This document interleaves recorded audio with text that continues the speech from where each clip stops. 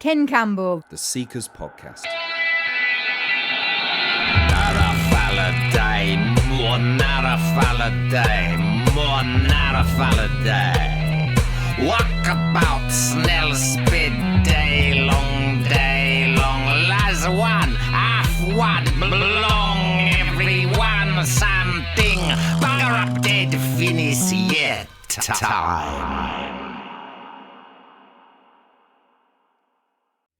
Welcome to Ken Campbell, the Seekers Podcast, hosted by me, Daisy Campbell, Ken's daughter, and David Bramwell. When I was doing this mighty monologue for the National Theatre, I was commissioned to do this. It was actually to be called The History of Comedy. That's what they gave me the money for. But when you look into the history of comedy, it's not very funny at all. So I made it easier for myself by calling it The History of Comedy, Part 1, Ventriloquism. Well, while I was putting it together, and there was a thing that was occurring to me, that I'd met this woman of such extraordinary talent. That was Nina Conte, the actress. I mean, I really thought she was, you know, one of the wonderful, weird things of life, but she was playing a life, to my mind, a wee bit safe. Do you know what I mean? And I was highly distressed that she'd signed on to go to the Royal Shakespeare Company. Do you know what I mean? Because she's like the female equivalent of Jim Carrey or something. I mean, we don't need her at the Royal Shakespeare Company. I mean, that's my opinion. And so, as I made this History of Comedy Part 1 Ventriloquism into a kind of grand tale, you see, supposedly involving extraordinary people of my past. And I deliberately called this woman Nina in it, Nina Plashwit, yeah? And I made her way bolder, way wilder than myself. She was, as it were, the person of my past who was on zooming past me and off into incredible adventures, you see. And was also a ventriloquist, but so good that she could become a ventriloquist to the Eskimos, which she possibly didn't know, that they are the greatest ventriloquists the world's ever known, Eskimos. And I hope that subtly the fact that I'd called this incredible heroine Nina would kind of inspire her. But it went way further than I'd imagined. Because not only did it inspire her, it inspired her to become a ventriloquist. This is great. This is, I mean, I was listening to this and thinking, because I know we've talked before about the Plashwits, this kind of family that started to invade more and more of his one-man shows. And, you know, I think they are a composite family of various people that he met along the way. There's Neville and Neil Plashwit, who he meets at school, and then their younger sister, Nina Plashwit. So we've obviously just met those guys in the first half. And they sort of, both of us agreed that sometimes the Plashwits became a bit annoying. They didn't completely ring true and, you know. But I was listening to this again recently and thinking, no, but if you imagine that what he's doing is he's trying to paint a portrait of what his perfect woman would be like and what his perfect friends would be like, and just how exciting and extraordinary they'd have to be to kind of fulfill that fantasy. It kind of started to really make me laugh and makes a lot of sense why the women in his life were never quite enough, or anyone, in fact, was never quite enough. There's people that I know existed and great characters from his school days. I mean, Ian Alexis Will was in the year above him, who went on to have, you know, this extraordinary life in the Ivory Coast with multiple wives and was a sort of psychogeographical magician and the Grateful Dead's drug dealer and, you know, this sort of extraordinary large, the prophet in Furtive Nudist. Yeah. And so I often think of the Plashwits as being a sort of composite of Ian Will and some other characters he knew from his young days, and the Gants Hill Library, of course. And then, you know, Nina being this kind of portrait of, like, if only the perfect woman would be like this, you know. Okay, so here we go. The History of Comedy, Part 1 Ventriloquism, Part 2. Some arse didn't record the start of Act 2, but we're at the bit when I'm rehearsing for a ventriloquial dog funeral for the Gates family dog with Nina Plashwit. We're still both kids. Nina's just taught me her sausage routine. It wasn't incidentally that odd that she'd chosen sausages for me to remember, because It was a wonderful little party routine that she developed as a young kid. Was her, and I did it. I did that act when I was auditioning for the. It was just when the Stratford Memorial Theatre had become the Royal Shakespeare Company. Just about then, I auditioned, and I put a lot of work into that audition as well, because I'd seen a lot of their shows. I've seen a few, and it seemed to me they were all right, but they kind of creaked a bit. It was like, you know, it's all right kind of when the chaps are talking to each other. Yeah, right. It's all right. But then there comes a point they suddenly kind of turn out to you. And kind of talk to you, and you think, well, who are you talking to? You know, are we oldie, or, you know, are we us? I mean, it's a bit odd. You know, and you've got to think, go on, you silly fucker, get on with it.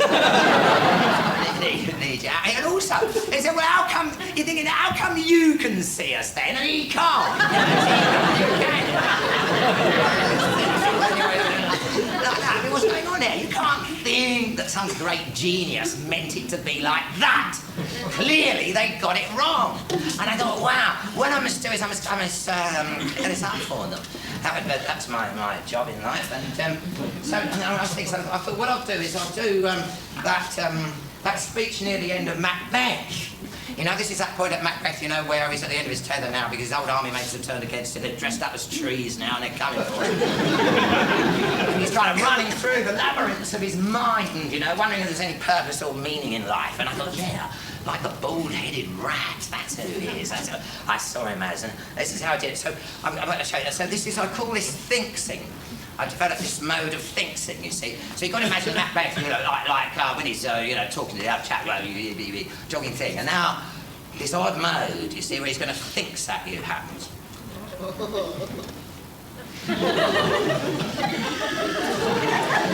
Tomorrow. Now notice what I'm doing here. I am looking at you, but I'm not focusing at all. I'm looking backwards. No, Prince, here. And so, like, you may find it a bit creepy. You may doubt your own existence. Pretend this petty race from day to day. They weren't even looking. They were chatting there. And the thing was, I hadn't thought they'd give me the job of Macbeth. I was a young lad, you know. But I thought, you know, this is such a stunning technique. You know, what would happen? I'd kind of get whizzed to the top. You know, like Michel Saint-Denis would have to budge up his master classes, you know, cancel a bit of iambic pentameter routines, you know, in order that I could teach the chaps think-sing. And they looked up, they said, did you bring a bit of modern?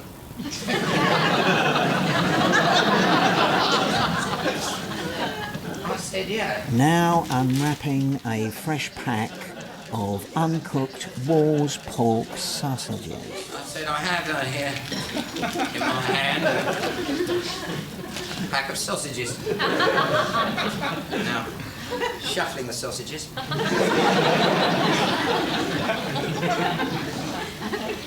Asking, Mr. Nunn, is it? Kind enough, please, to take a sausage. Any sausage, don't show me.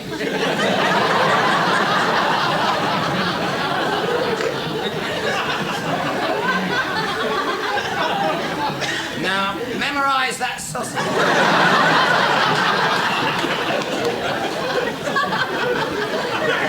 Put it back anywhere in the pack.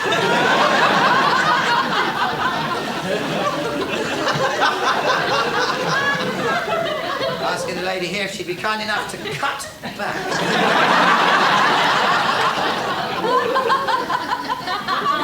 There we go. Now, the gentleman there, could you give me any number between 1 and 8? 7. 1, 2, 3, 4, 5, 6, 7. And I think you'll find, sir, this is your...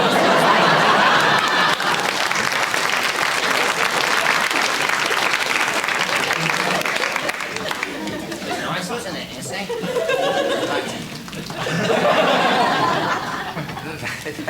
They just said, thank you. Anyway, the show for Mrs. Gates, I mean, it was brilliant. I mean, I need to tell you what I mean by brilliant. In order to say this, I mean, we've got to use an expression which you don't hear very much now. It's called real acting. Real acting is a lot different from what you're used to seeing. Right? Real acting is very different. So what you see now is really probably called portraiture or portrayal. You see, I mean, let's say you see a lady's fine performance as Cleopatra. Yeah? What actually are you going to say about it, actually?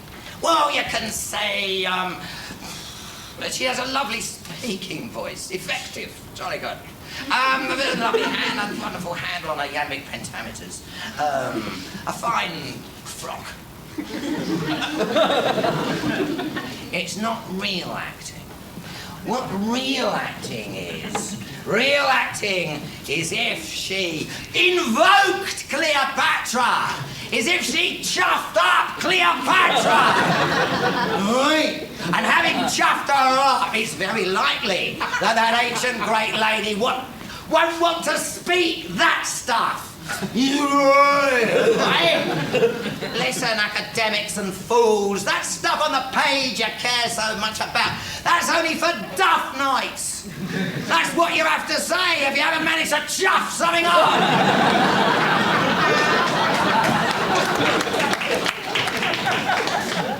I've seen real acting. I saw it on the television. Black and white TV when Wilfrid Lawson was in the lower decks. He certainly chuffed something up that night. He was done. And they let it run in those days. It lasted 45 minutes longer than it was meant to. There was an outbreak of real acting in Regent's Park in 1947. That was in Robert Atkins' company, and Robert Atkins had hired two guys from the Yiddish Theatre in the East End, and they were into real acting. He got the young Marcel was into real acting, and Maxie Axelrod playing Tubal and Shylock respectively. And one night they both chuffed up at the same time. The Tubal and thing, and I mean that took most of the night. That's it. Alan Devlin, the Irish actor Alan Devlin, can do real acting. He did it with disastrous results once in The Pirates of Penzance. The late Victor Henry was from time to time a real actor. He was sadly hit in the back on a sober occasion with a car. So he was, and that's what I mean by real acting. That's what I mean by, and that's brilliant, of course. I mean, it's it. Unfortunately, there was like a young Hilton case. He was only 7 or 8. It was kind of, like, oh, that's the family dog, and it didn't help him through his grieving process. It kind of sent him into reverse and back past the 0. And shortly after my performance, he had a fit. He'd never had one before, and he was and suffered from appalling depressions, and he had to be taken out of school. And I decided, now, I mean, I'm not going to try and be brilliant anymore. Leave all that to the other things. I thought other stuff. I had a good time. No complaints on that. But I used to think about this little sausage trick of Nina's, It kind of is. It's kind of the pinnacle, isn't it? It's kind of the supreme achievement of some area of show business which doesn't actually exist in our universe. Thinking about that over the years prompted me to have my own little show. There's a little bunch of us. We were called Ken Campbell's Road Shows. And at the heart of those shows, the very core of it, was the sausage shuffling routine. We always used to include that. And I had to think about a lot of other things to make a whole night of it, obviously. Hammering a nail into your head and putting live ferrets down your trousers for world record lengths of time. That was a big hit, that one. It's kind of like putting your head in a lion's mouth, but act you can transport on the bus. And that was big, that was. And it was about that time that I heard that Nina Blashwitt, now aged 20, had been done by the RSPCA for debauching dogs. I thought, wow, with me and my ferrets, and I thought, wow, we make a fine couple. And so I dashed off a letter to her, you know, kind of out of the blue, this letter. I mean, I didn't put that in the letter. What I did in the letter was I thought she'd be interested in the ventriloquial abilities of ferrets, which I'd observed. And this is absolutely so. Ferrets are brilliant ventriloquists. And what they do, I mean, ferrets, they're very greedy, very selfish, half-blind animals. And if one ferret has got a bit of meat, what he'll do is he will make the noise of a ferret eating a bit of meat over there.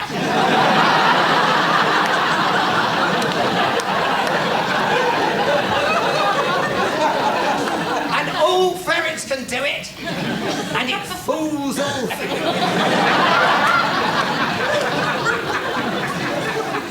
Anyway, I thought Nina might like to come and see my ferrets. Anyway, actually, she did. She was very keen to. And she was, I said, wonderful. She was a lady now, a woman, and oh God, she was smashing. And we used to enact key scenes and vignettes from Jack London's Call of the Wild in bed.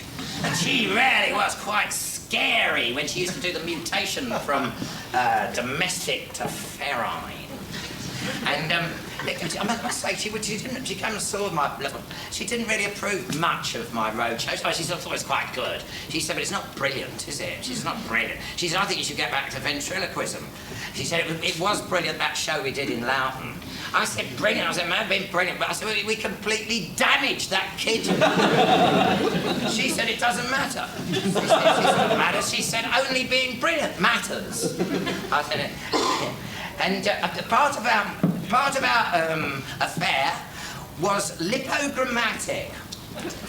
Lipograms or lipography is this actually. What it meant is the posh word for speaking or writing under a constraint, i.e., for example, not using the letter E or something like that. And it used to go like this, you know, like over breakfast we'd be talking wildly and widely, no doubt. But then there could come a moment, it would have been Nina who would introduce this, where she'd plunge her hand into the Scrabble letter bag, and then whatever she came out with, right, you've got to use words that didn't contain that day. Otherwise there'd be heavy forfeits. And it was our game that if the word pulled from the bag was E-I-L-V-U-O or Y, that you had to make some attempt to say I love you. Yeah? Using other words. And I remember when it was no-O day, I said, I be besparked by thee. And she said, mightst I be bespanked by thee? I couldn't say no.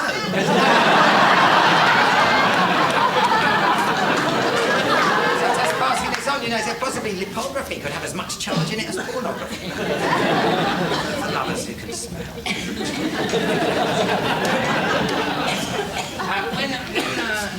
When her games got a bit much for me, she used to wrap my head in a tea towel or something and kind of baby me like I was a baby. And if she was displeased with me, she would say, what are you, a sock, doing in the underwear drawer?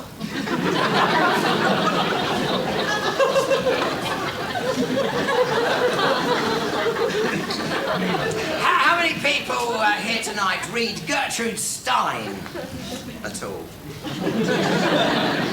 Down here? You do? What have you read? I've read excerpts of her work. You read excerpts from her work?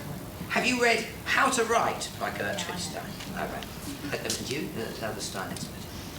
There's a picture of Gertrude Stein there, as painted by Picasso when she was a very young lady. Here in How to Write by Gertrude Stein, here's a section here which is called Arthur a Grammar.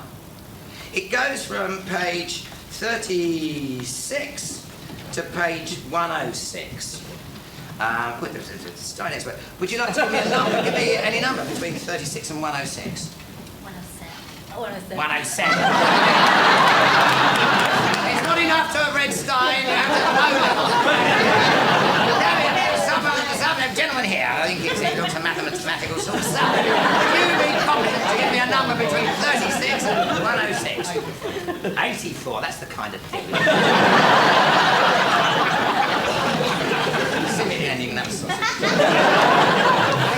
84, I'm getting right away from that end. Now here, 84. Now, tell me to stop my finger any time as it goes down, page 84 of Arthur a Grammar by Gertrude Stein. Stop. Josephine grammar. Joseph, a difference between their allowing 4 in 8 or 4 in 5. A grammar does not trouble theirs with the use of their placing it before a hanging, well entitled riding covering. Josephine grammar. That is, if there has been a sufficiently long interval of absence, they remain indefinite in reappointing. Now, wherever you'd asked me to put my finger, that would have been different. I'm not sure how many of you would care. Now, the reason I bring this up is that Lena Plashwit was not merely reading Arthur a Grammar, she was learning the thing by heart. and with punctuation, not that the punctuation, as you know, is difficult in Gertrude Stein. Gertrude Stein is a comma and full stops lady. She never uses a question mark, the usage of which she maintains leads to lewdness. I said, I don't understand why you're learning it. I said, I need to learn something worthwhile. I need to learn the call of the wild if you're going to learn something. She said, well, I may do, she said. It's not a mutually exclusive event, this. And I must say, this learning up of chunks of Gertrude Stein, vast chunks, did lead her to talking quite weirdly sometimes. Like the is. She said, is. She said, you can ask the question, is, and hear the comforting reply, is. You can ask the question, was. As yes, was. But you can't ask the question, will be. You've got to say, will be. You can only go will be, if you're calling the cat in.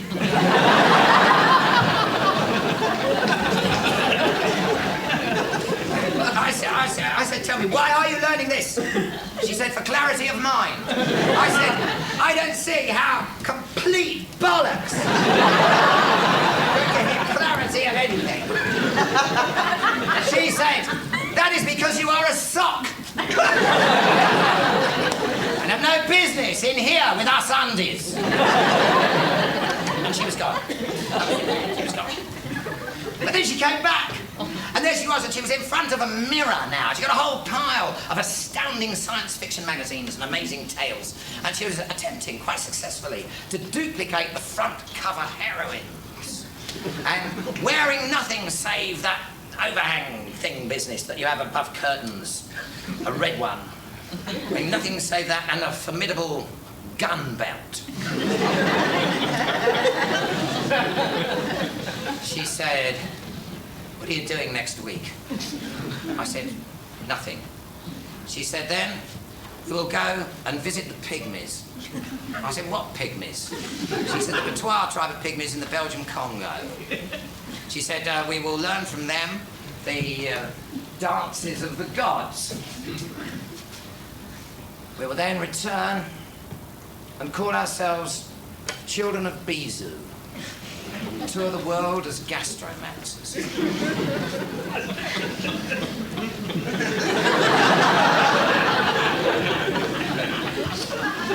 I said, I can't go to the Belgian Congo next week. I said, because in 2.5 weeks, I'm contracted with ferrets to be appearing at the Royal Court Theatre upstairs. And I showed her the flyer, Ken Campbell's roadshow. Original, clever, important Michael Coveney.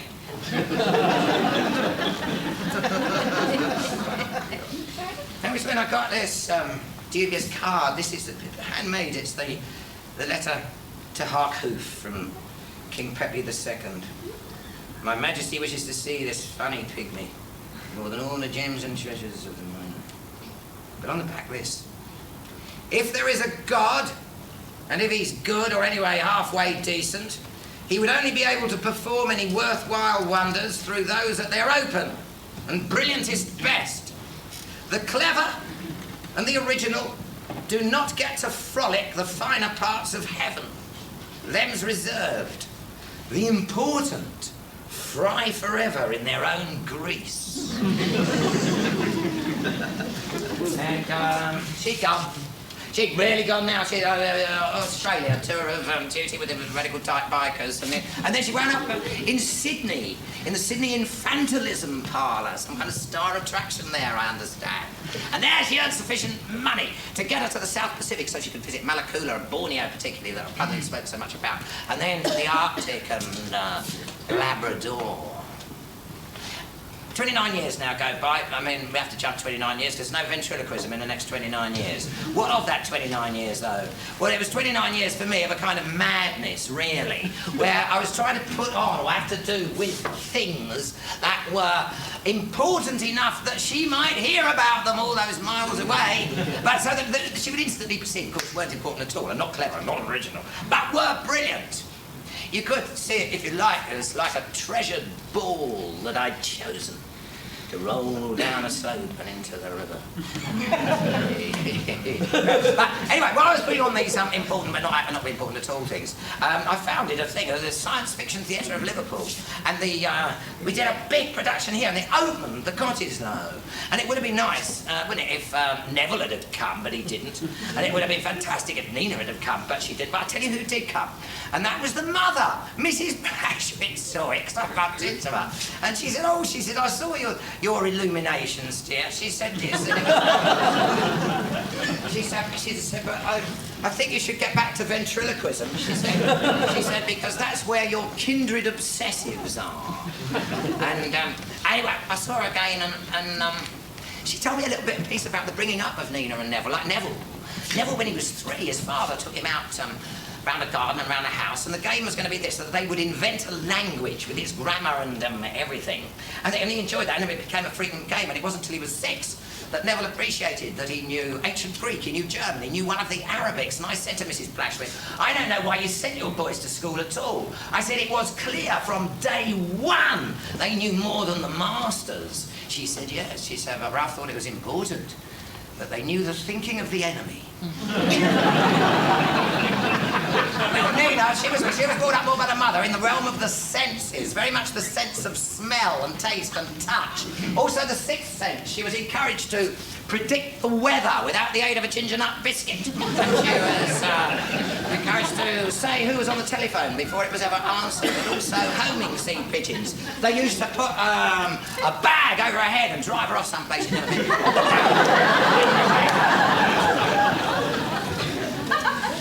Mrs. Blashwitz said, there is only one sin, dear. There is only one, and that is to take away someone's adventure. She said, have you got any children, Kenneth? I said, yeah, I have. I've got a little daughter now. She said, well, you must find out what her adventure is. She said it should be apparent from very young, and then your job is to encourage her in her adventure. And pang her off, she said, the first moment you can. Pang her off. That's all parents ought to be, is their child's catapult elastic. And just to be her hope was, you know, that Nina working for the rehabilitation of gas and glue sniffing Eskimos. She said, well, you see, the thing is, the Eskimo adventure is gone. It's been taken away from them. So if you give them money, they drink. If you don't give them money, they sniff stuff. Petrol, glue. Her hope was, I think, that Nina working for the rehabilitation of Eskimos was kind of a front, you know. I mean, these are some kind of freedom fighter, I suppose you'd say. I mean, these are archaeological, anthropological espionage people. She was telling me this, that gangsters, she said, gangsters now maraud the Arctic. She said, take Labrador. Now, with its nickel lump and its oil and the coming big money from hydroelectric, she said, and a big desire for none of these riches to fall into indigenous hands. And on another tack, she said this. She said, listen, dear. She said, it is true that on occasion, the presence of a loved one can be an inspiration. But even more so can the absence. She said, what you've got to do, Kenneth, you've got to get on now with your adventure, the big one. One so enormous, it could only be done with Nina's absence. And she poured out the gins now. And she said, Nina's absence, Kenneth now, your muse. Wow, terrific words, huh? But what do you do? Well, this kind of happened. I found myself, my old people I used to do little things with, they're either dead, mad, or millionaires by now. And so I found myself on my own up here. So this has gone on now 10 years more, I think. I've been up in front of you, and let me say this. I would not be anywhere else. This is the very best it gets, right? Don't think, please, at all, that I go home and it's kind of better. This is... yeah. And I couldn't possibly do it if Nina was here. I mean, I couldn't be on my own with someone, could I? And that's kind of how it happened. But let me show you this first. Came the thing, it was for the millennium. I decided to do, for the millennium, I should do something rather marvellous. And I was kind of thinking globally. And I was thinking, come along, world, you're pathetic, aren't you?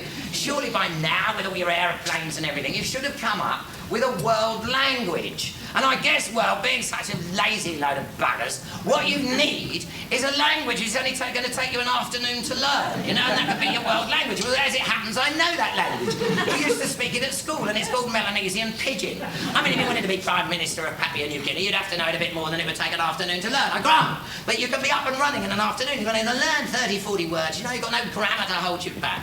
And so I started launching this idea. And the world language in that language, the world language in my proposed world language would be called Wol Wan Tok. World, one language. World, one talk. Wol Wan Tok. Yeah, Wol Wan Tok. in Malakut and Mo. It did rather well, and I translated Macbeth, the whole of Macbeth into it. And Trevor Nunn was quite intuitive. He let us do a couple of shows here, and then Peter Hall heard about it. We did a dozen shows in the West End. And I won an award for the idea from the Institute of Social Invention. Communications category, you get a certificate. And, but that's when the invitation came. Right, to go to Kentucky to address the meeting of the radical vets, some kind of smaller meeting, not the whole little meeting of the radical vets, on my notion of Wol Wan Tok as a world language. And the invitation came from my old friend Neville Plashwit. Because what had happened to him was this. After his psychiatry and psychological studies, he was for a time at Free and Barnet. And where one of his patients was Hilton Gates. Now, Hilton Gates, the little kid who damaged in the garden. And it was at Free and Barnet. It was at Free and Barnet that Neville came up with a whole new form of therapy. Or a whole new one. He read it was so fantastic, it must be very old indeed. Anyway, he called it ventriloquial therapy. And he knew it was going to be big, so he went off to the States with the idea. Anyway, so he's ringing me up to see if I give a lecture to the radical vets in Kentucky. I said, sounds quite... I said, are you going to be doing anything at it? He said, yes. I said, what are you doing? He said, I'm going to be giving a lecture on Montanism. I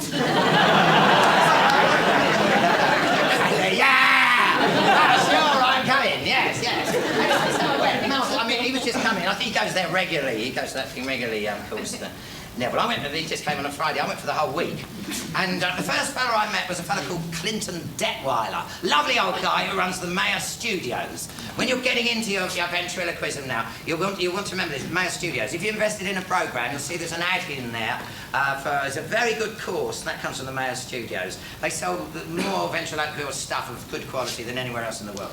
Anyway, Clinton Detweiler was telling me that 60% of his sales now are not to entertainment ventriloquists, but to vocational ventriloquists.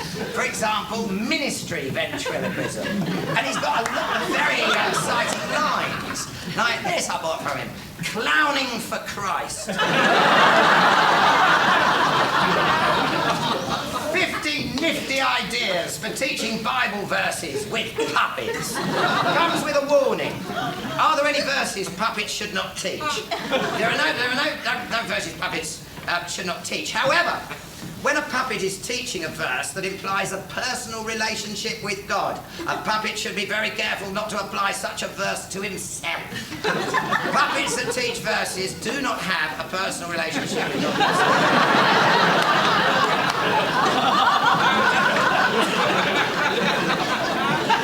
But they are never sad about this.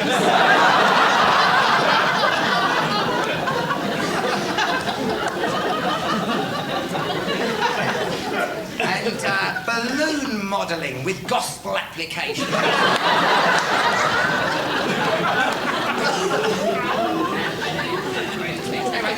Never arrived on a Friday. I was out this thing, and there was there's loads of people doing some ventriloquial therapy. I mean, there's all kinds of areas. It gets a lot of court money, you know, because all those kids going in and shooting all their mates up and everything. And if you could grab hold of it on those little buggers, they're inclined to clam up. But with his ventriloquial therapy and a good lot of court money over the weeks, you know, he can sometimes winkle in. That's one of the uses. There's all kind of people who've done his vent therapy with him. Princess Diana being one. And he got to know her a bit. And it was at the time when she was very bothered about landmines, which, if you recall, was at the same time that we were slaughtering all those cows on the off chance that they had mad cow disease.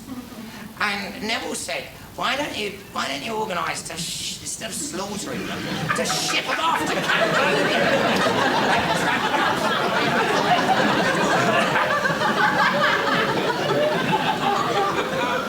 Sadly, there was that royal tragedy, which resulted in the unnecessary or purposeless slaughter of a lot of cattle.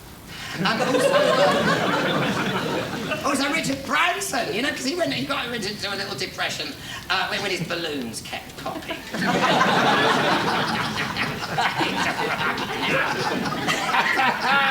Anyway, it was on a Saturday that I had to give my want-up thing to the radical vets, and in the morning, I decided to. That was when I would go to Vent Haven. You know, and see, it's so, oh God, it is wonderful. William Shakespeare burgers, achievement and legacy to us all. And the form is, if you're anything of a ventriloquist, when you go to Vent Haven, you should take your knee pal along, especially the first time. He's kind of reckon, you know, that the knee pal will kind of show you around, you know, feel more at home there. Like that's all. Anyway, Frank Stick, by now I was calling this guy. And Frank Stick is spotted these. You wouldn't see them first of all, but they're known as the shipwreck dummies, those. There was a catastrophic shipwreck in 1906 off the Gulf of Mexico. No one survived except these four little guys who'd been owned by a ventriloquist called Wilby Woods. And part of the patter in the Wilby Woods routine was where Mary Lou, third one along, when Mary Lou, and she'd say this like, boys will be boys. She'd say of Wilby Woods, will be. Now got my head on a stick. Then there was the head, the Sammy head, the eerie Sammy Lydia Drinks head. We were looking at that. While we were looking at that, we suddenly got addressed by a dog. Well, Frank, it's kind of the form at Kentucky at this too. Is that when you're out and about, is that first of all, the knee pals have a little chat, you know, and if they get on, then, you know, probably meant possibly their owners might. You know? And it turned out the owner of the dog, I was a fella called Rust. The first thing the dog said was, "Are you saved?" The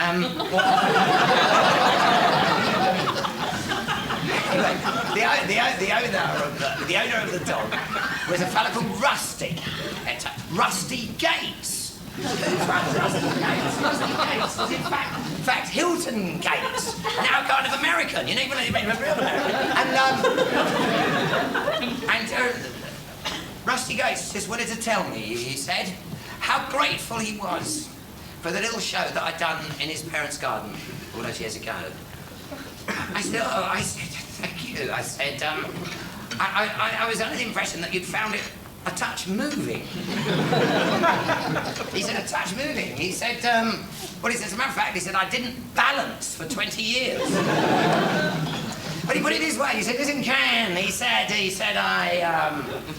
I was able to work through the shit of 3 lifetimes, you know. And he said, and without that experience, he said, I'd never have met Neville. And he would tell you what Rusty's doing now. Rusty is part of the whole ventriloquial therapy movement. And it was going to be him who was going to be emceeing at the Radical Vents that afternoon. Very much looking forward to my presentation, he said. And he told me a little bit about ventriloquial therapy. I mean, there's all kinds of ways it works. But for example, this Walter Lambert, Lydia Dreams, that was a form of ventriloquial therapy. Now, so that mouth, you see, the human teeth in there are Walter Lambert's mother's teeth. See, this is bereavement therapy. You know when a loved one goes, when a loved one's gone, you know, and you go, oh God, I should have said this, I should have done that. Those are his mother's teeth.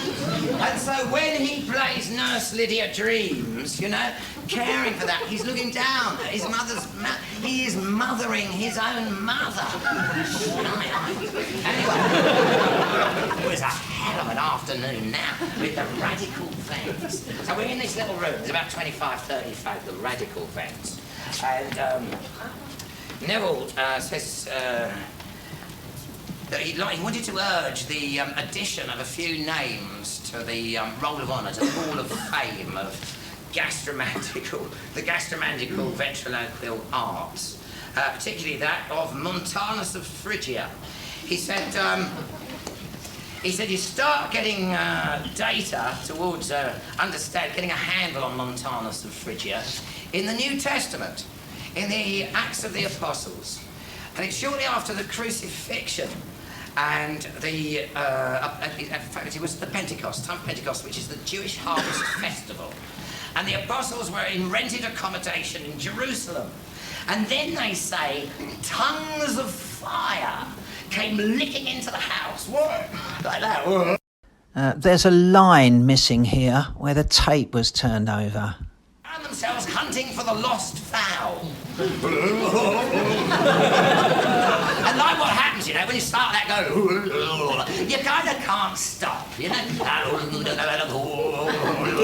they wound up making so much racket that half Jerusalem was drawn to round the house, including 15 different sorts of foreign people who lived in Jerusalem were drawn to lurk. And some of these foreign people thought they were hearing little bits and pieces of their own language in all this noise and racket. But the locals said, no, they're drunk. And hearing that was when Peter got himself together. He said, no, he said, we're not drunk. He said, indeed, it is only 9 o'clock in the morning. He said, no, he said, what this is the new baptism. He said, all that water, the thing that we were doing, he said, now this is the new baptism, because what this is, what's coming up and out of us, is the voices of angels. This is the language of angels. And so this antic then got dignified with the term the gift of tongues, or glossolalia.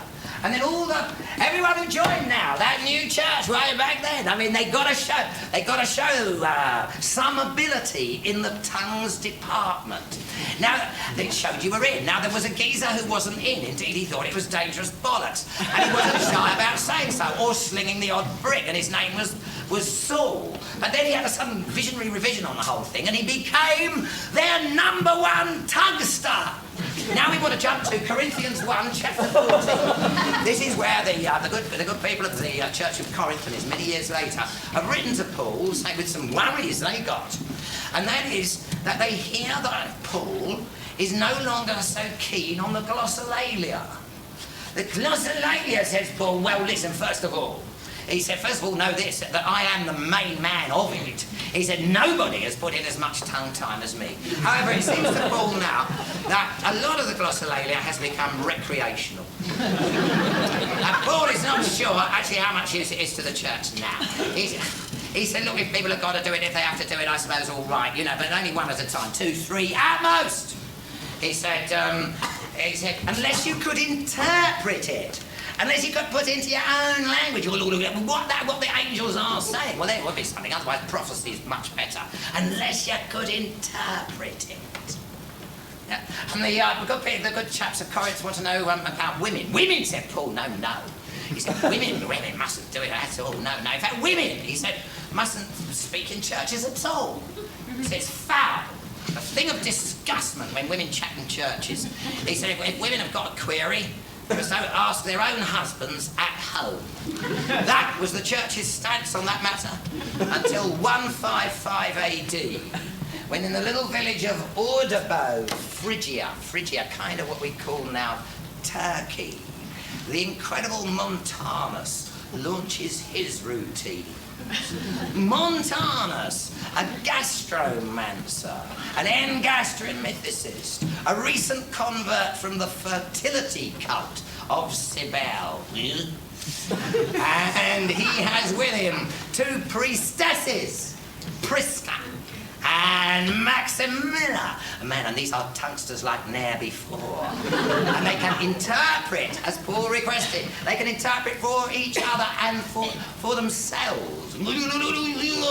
There is a whole angelic host here.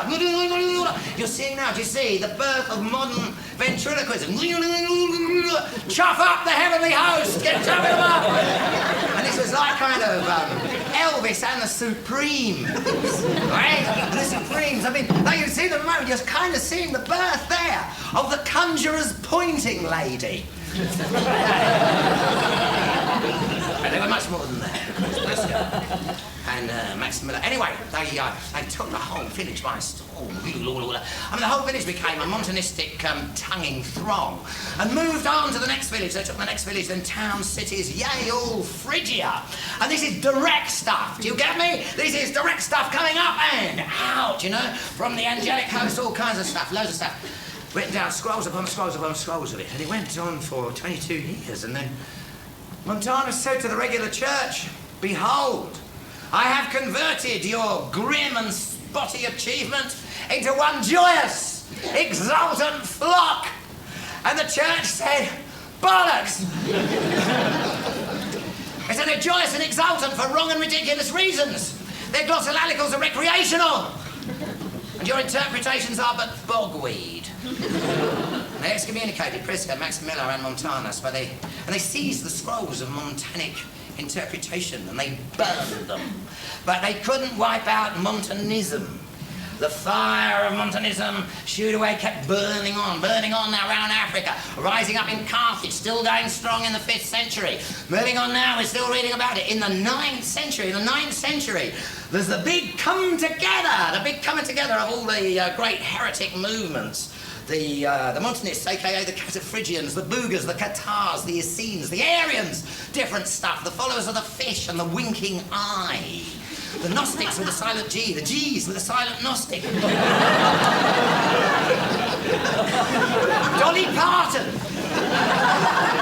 Parton was in the audience of Radical Fence. Dolly Parton was some woman who looked like Dolly Parton. And she blew me a kiss, Dolly Parton. Kiss. Anyway, no one was continuing. And he was talking about a comedy at the times, not comedy routines then, but ecstasy and hilarity ruttings. Man, this is the kind of performing that can only be done in Mead Hall bathhouses, where you can hose away vast quantities of aurificular evacuative. Plush seating is the final nail in the coffin of real comedy. But God had a word with the Pope had a word with the generals. The sin of being happy for wrong and ridiculous reasons. You're not meant to be happy here. Heaven is for being happy in. And the last bonfires of that round of the Inquisition, 1256. Entertainers, audiences, venues, scripts, costumes, props, all was burned. And yet, out of the ashes, seeming to arise self-ignited, Montanism under other names, the Jansenist convulsionaries, the Camisards, a bunch of gastromancers from the Languedoc region of France, slung out of France for chuffing up the dead and recreational glossolalia. At whose London meetings, alchemist and Aryan different stuffs, Sir Isaac Newton frolicked with his Swiss boyfriend Fatio de Douillier. The early Quakers, the Shakers, the Jerkers, the Twitchers. Us in the Hainault Forest Sea Scout hut, but more important, the American Pentecostals. See also the Charismatics, the Toronto Blessing, the Church of Elvis, the Holy Ghosters. But the Pentecostals. United States, Kikar, 1900. Let's hear it for the Pentecostals, says Neville. The Pentecostals who give work to the vent. The Pentecostals. The Pentecostals are rampant Montanism. 15 million of them, and growing. This is 15 million going through the wall on a weekly basis, nightly. So, what Neville does, after a successful ventriloquial cure, he will steer the patient into the vital, recuperative, through-the-wall programme offered by the Pentecostal Church. Fellow radical vets, says Neville, I would like to urge the addition of these three names. That of Prisca, that of Maximilla, and of course that of himself, Montanus of Phrygia. Thank you. Whooping cheers there were.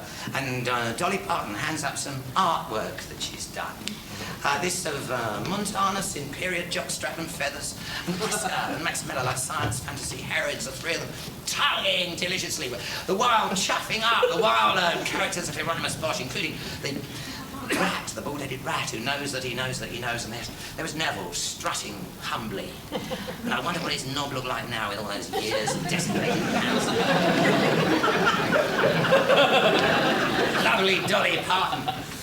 Anyway, and it was my go. I had to give my pitch for while Wantoggy went down. Yeah, it was quite good, actually. I'll tell you what helps me along, you know. I mean, don't feel awful about it if you're normal. It's quite all right. But I always sort of kind of, with the periphery of my eye when I'm talking to folk, I look out for someone extraordinary, somebody who's kind of got more of a vibration than is usual. Do you know what I mean? And I kind of empirically feed their energy into myself. That's what I do, you know. And I tell you who was feeding up through the periphery on that occasion, and that was Dolly Parton. And he was coming. Anyway, I finished.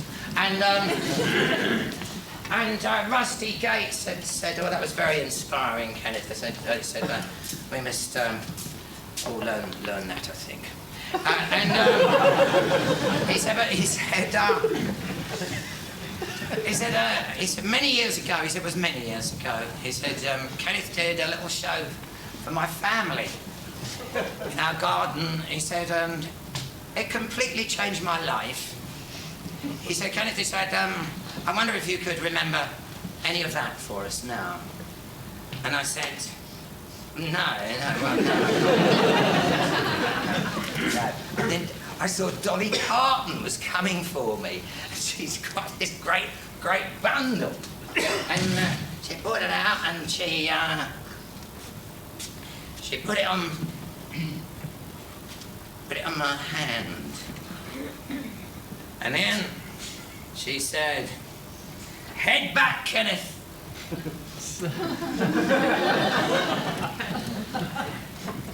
She gave me this. This is your sausage. And I said, Nina. She said, of course. And then we went upstairs and Nina showed us her, it's just wonderful, her Gertrude Stein routine. Ventriloquial Gertrude Stein she got. Apparently Eskimos love Gertrude Stein. Well, they would love it when she did it. And I said, oh, I get it. I get Gertrude Stein now. What Gertrude Stein is Gertrude sticking her head through the wall, you know? Whoa, yeah, I'm bringing it back quick. What she's doing. I said, I'm going to really get into it. I'm going to get into it fully. I said, Nina, could you send me that speech you're using? I'll start with that, you know, whatever it was, that routine you did, that's what I'd like. She said, yeah, sure. Anyway, terrific, it was all nice. And so when I got back home, well, I thought, fuck, man, let's go now. I'm going to be William Shakespeare, Burger and everything. I'm back in the world now. And I had a couple of puppies return. That's Gertie, it does the impressions. Had puppies, and I got a shot of them, and people returned a couple of them because they were unmanageable.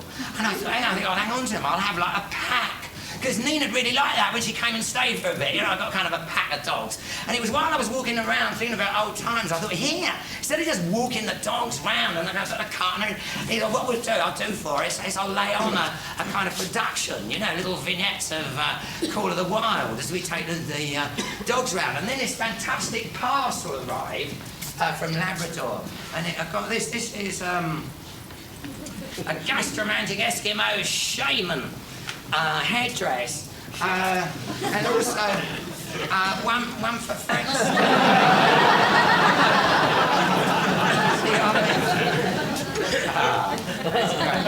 And she not only sent Gertrude Stein's script, but this marvellous Gertrude Stein doll.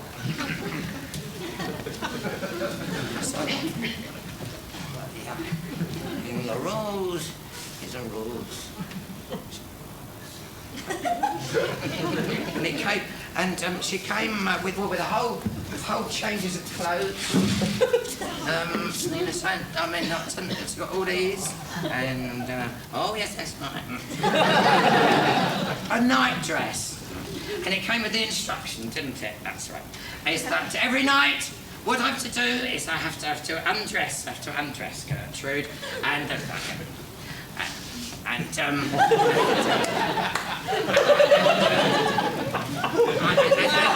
put her in her nightdress, and I have to sleep with you, don't I? I have to sleep with her until it's picnic time.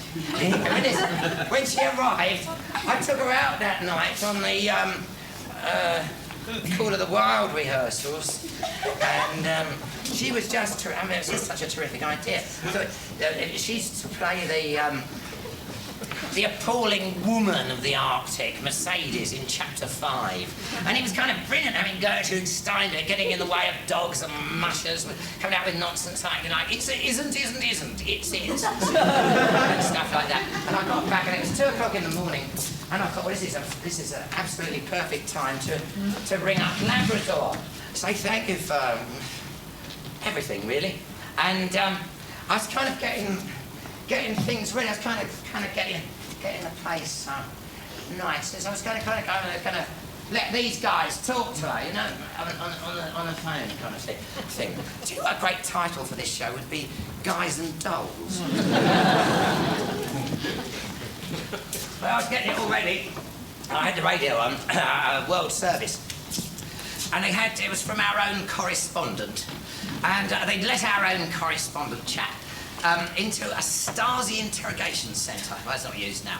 And the Stasi's being the East German police. And in this interrogation centre, in the basement, he'd seen all these jars, racks upon racks of them, jars of home-pickled mackerel. And he said, what's all this mackerel about? And they said, well, it's not mackerel, it's lint. And apparently when you're interviewed by the Stasi, it's a drop trousers, skirts up, nicks down too. And you have to sit intimately on lint.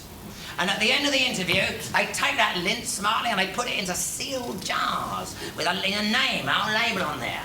And it's for the Stasi dogs, so they can sniff you out if needs be. And I thought, wow, what a tip. What I'll do is I'll stick a hanky twixt me bumbo cheeks when I ring Nina, and then stick it in a jar and get me dogs up to tracking snuff by the time she gets here. Because that's the kind of thing that would really impress her. I mean, it was one thing, I mean, I wanted this whole thing with Nina to be right, and the only way I could think that it would be right was if it was right over the top. And so I rang up the telephone number I got for her in Hopedale, Labrador, and they said, no, she's not here. She's, we think, in Cheshire. Glad they said that, because if you see it written down, it looks like she's it a shit. Cheshire. But she said, no, she should be by now in Nain. So I rang up Nain, and Nain told me about this farcical business they'd had with a polar bear. A polar bear who'd got some keen on his fries. So that all Nain had to get their fry pans, some on the go, to lure Polar Bear Buddy into a trap. And in the Great Fry-Up, several buildings had burned down, including the rehabilitation centre. Half of that had burned up. And sadly, the half with Nina in it. My dog Max joins me on the stage.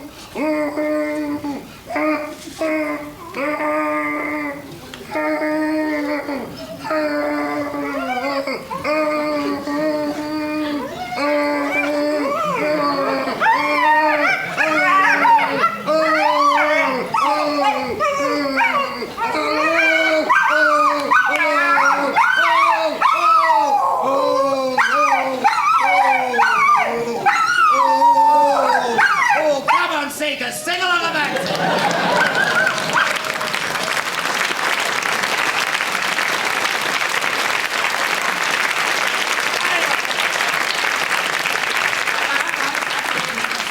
Some kind of encouragement for at least a few of you to stop it dying. It's a great old thing, the ventriloquism.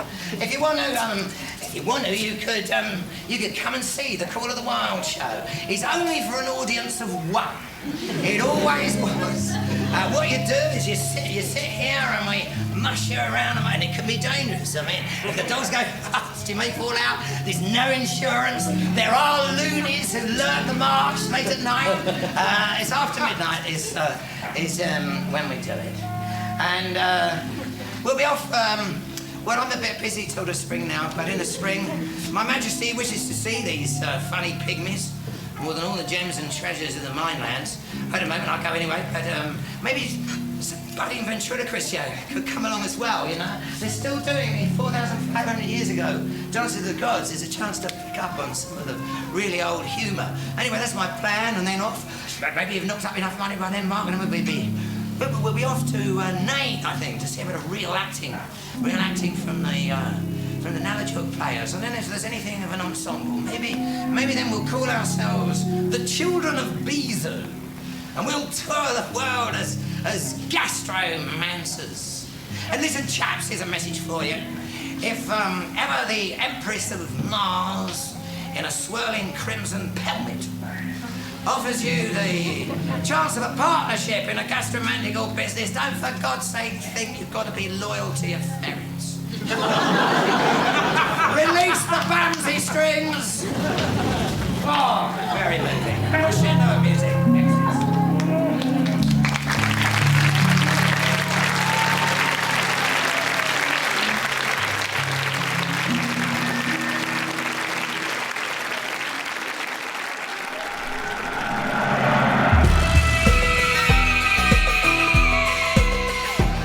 Ken Campbell, The Seekers podcast, was produced and presented by Daisy Campbell and David Bramwell, with kind permission from the Ken Campbell estate. Music was by Hawk and Jupiter. It was funded by Arts Council England.